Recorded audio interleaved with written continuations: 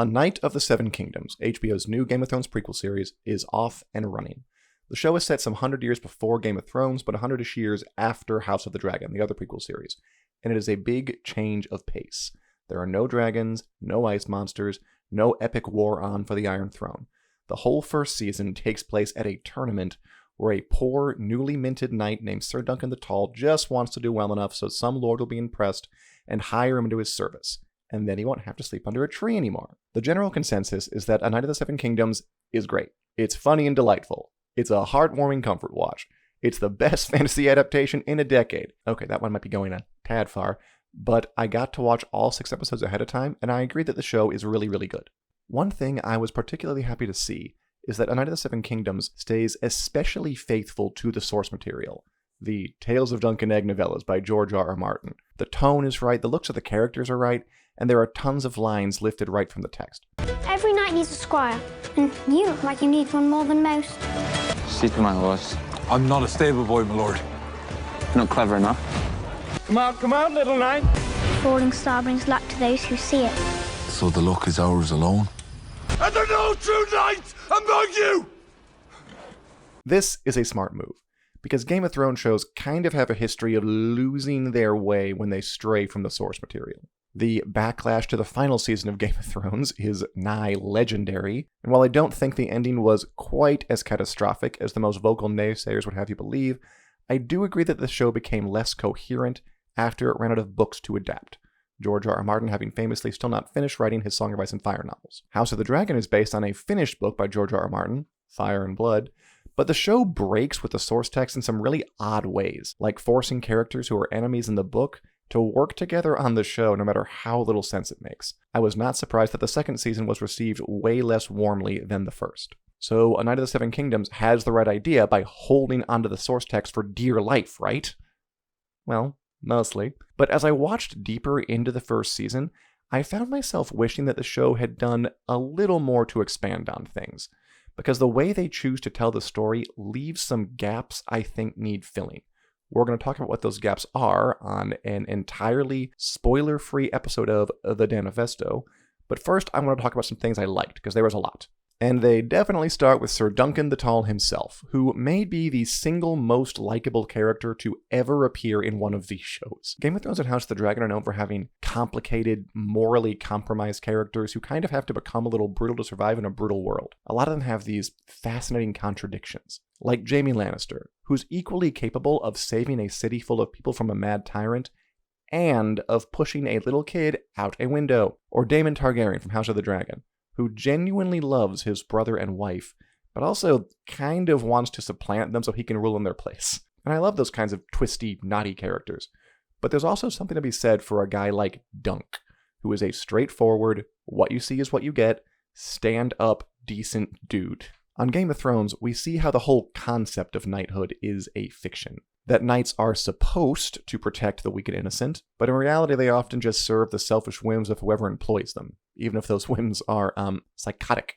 But Dunk actually believes in his knightly vows, and is genuinely willing to put himself at risk to protect those who can't protect themselves. And it's not like he isn't aware of how brutal and unfair the world can be. In fact, as someone who grew up as a dirt-poor orphan, he knows it better than most.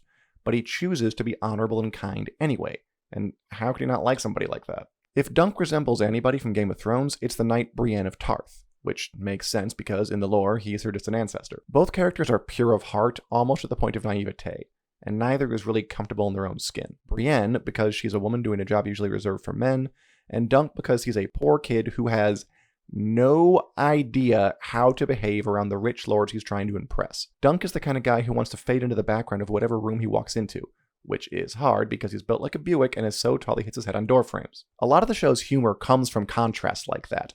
A Knight of the Seven Kingdoms has been sold as like the funny Game of Thrones show, and it's true that the tone is a lot lighter than fans are used to.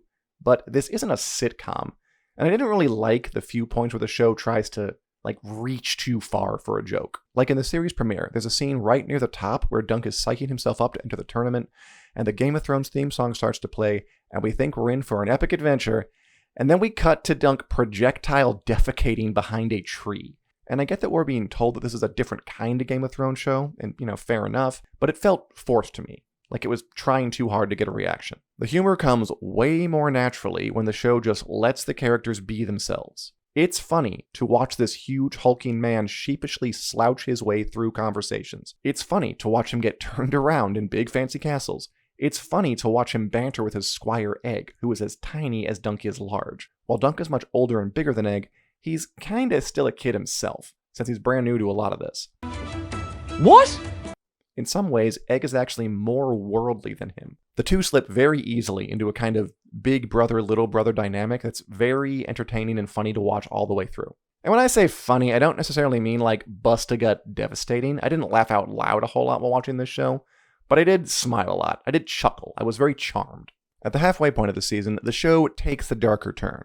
Because while this is the fun Game of Thrones show, it's still a Game of Thrones show, which means that our characters will be put in mortal danger at some point. Without spoiling too much, everything leads up to a big action scene that I think is just as brutal and exciting as any of the best battle sequences from Game of Thrones or House of the Dragon, if not more so. The producers use some wonderful tricks to put us in Dunk's shoes, like putting the camera inside his helmet, and you feel every blow.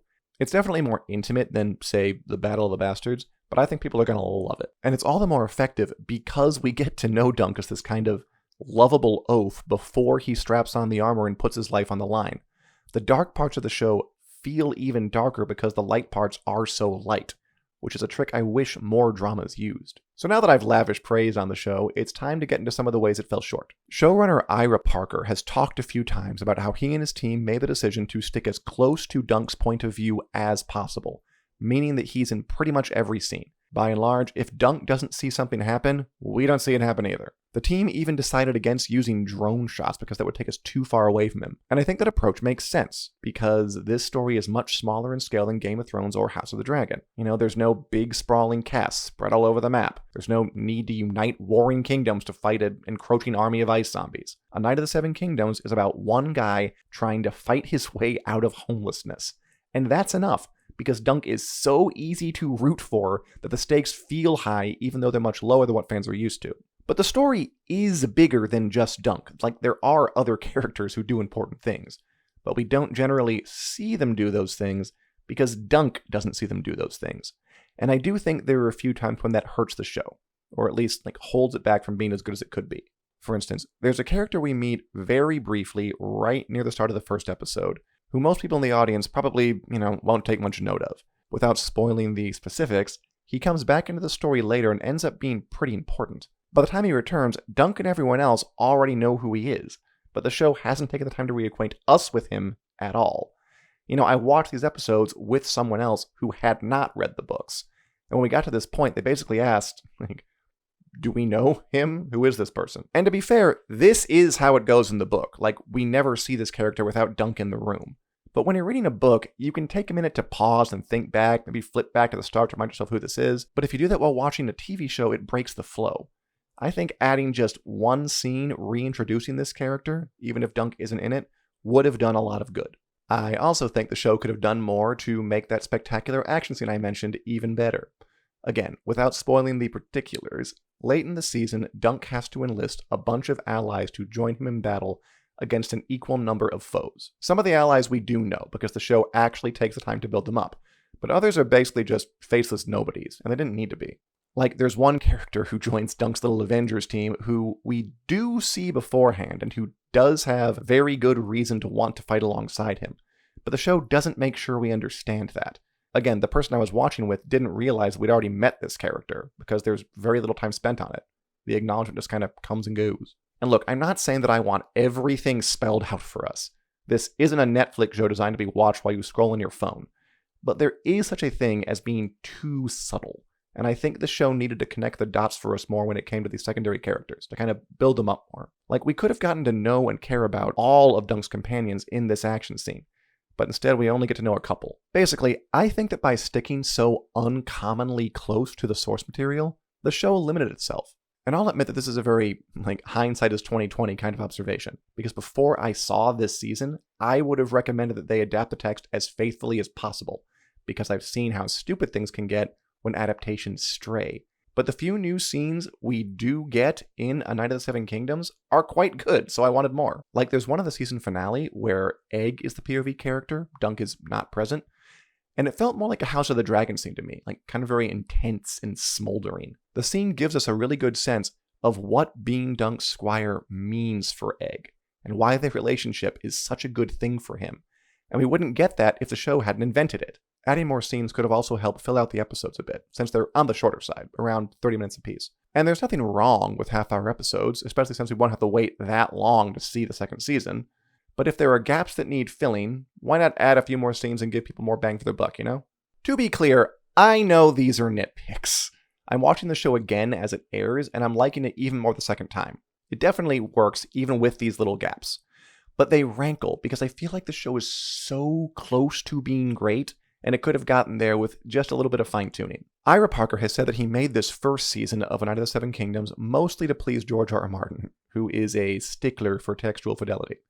But he's hinted that he could go further afield in future seasons. Season 2, we'll see, who gets picked. And when I first heard that, I was frustrated, since it looked like another instance of a Game of Thrones show abandoning the source material, which never ends well. But after I watched this first season, I think they could loosen up a little bit, and we'd all be better off for it. Or maybe they'll go too far, and I'll complain about that.